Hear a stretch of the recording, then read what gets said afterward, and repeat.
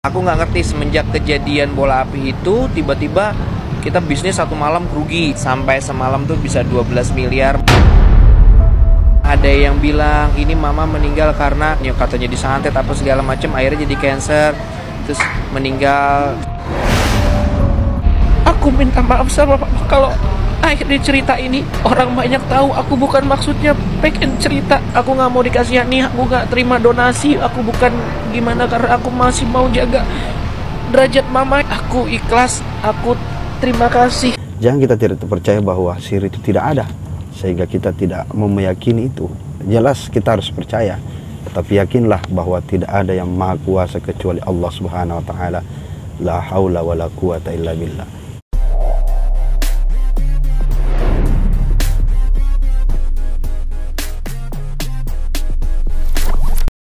Assalamualaikum warahmatullahi wabarakatuh. Alhamdulillah wassalatu wassalamu ala rasulillah, amma ba'd. Rabbi syrah li sadri wa yassir li amri wahlul 'uqdatam min lisani yafqahu qawli.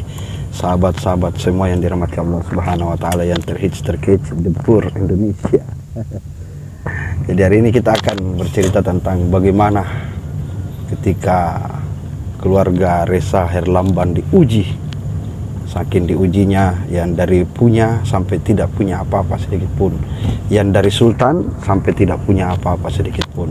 Ya, yang jelasnya pasti kata Allah akan memberikan kita sedikit ujian.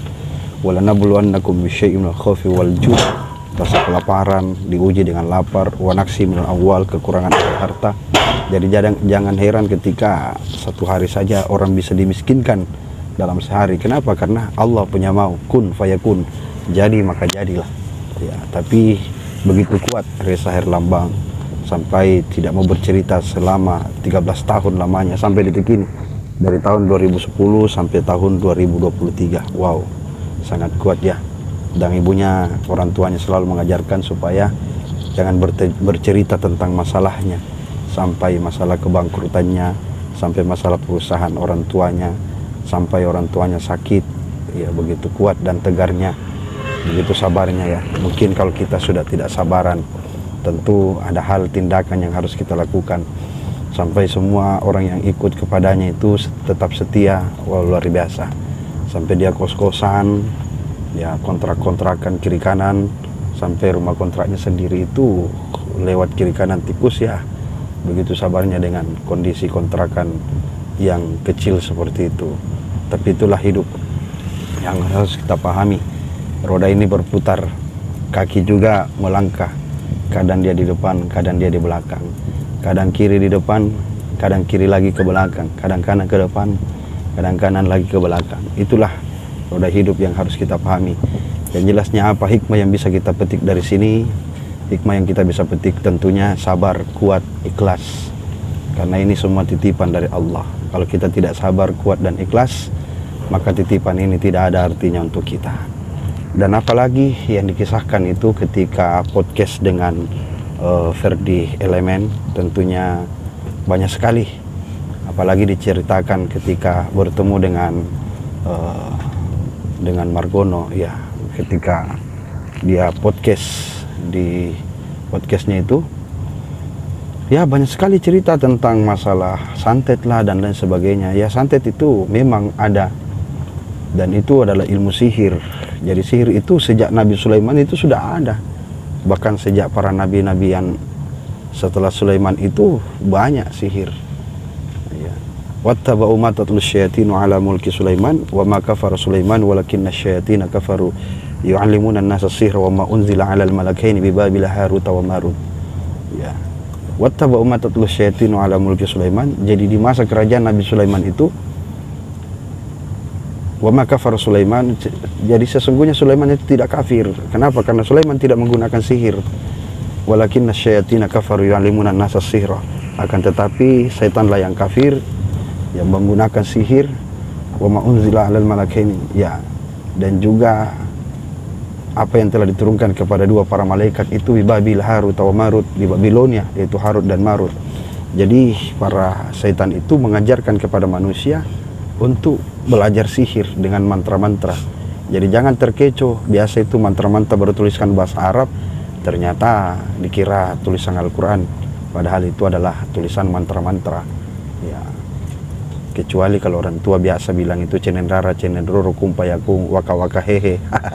Ya, mungkin itu keyakinan mereka, tapi itu bukan mantra sebenarnya.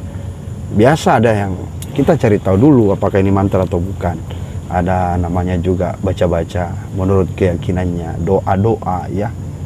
Tapi perlu kita pahami bahwasanya sihir itu tentu ada. Apalagi jenis-jenis setan, ada memang jenis-jenis. Jadi setan itu bisa dari jin dan manusia. Ya, minal jinnati wan nas. Yang memberikan rasa was-was, alladzi yuwaswisu fi sudurin nas.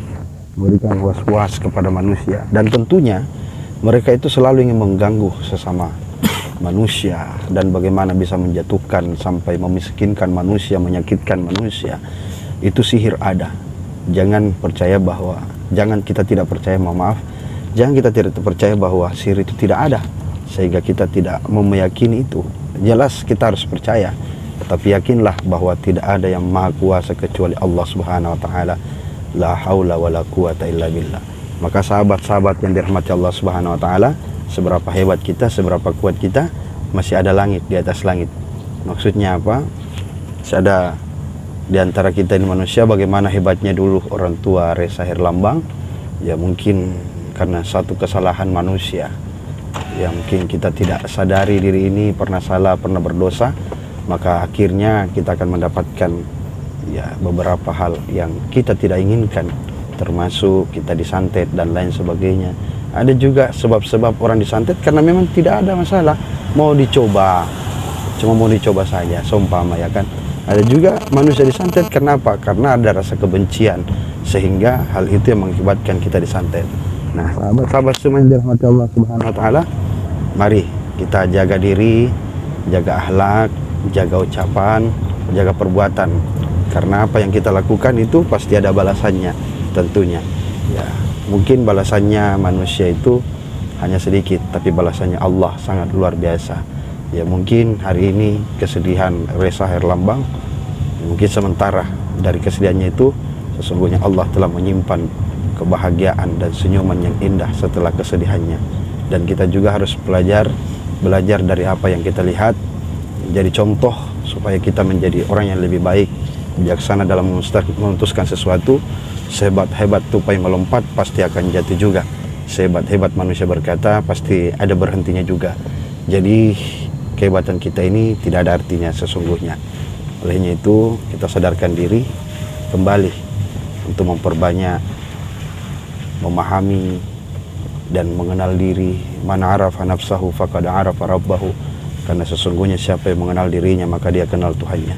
Begitu saja, lebih dan kurangnya mohon dimaafkan. Wabillahi taufiq wadda'al wal irsyad. Saya tutup dengan sebuah pantun, buah naga, buah durian, itulah nama buah-buahan. Assalamualaikum warahmatullahi wabarakatuh.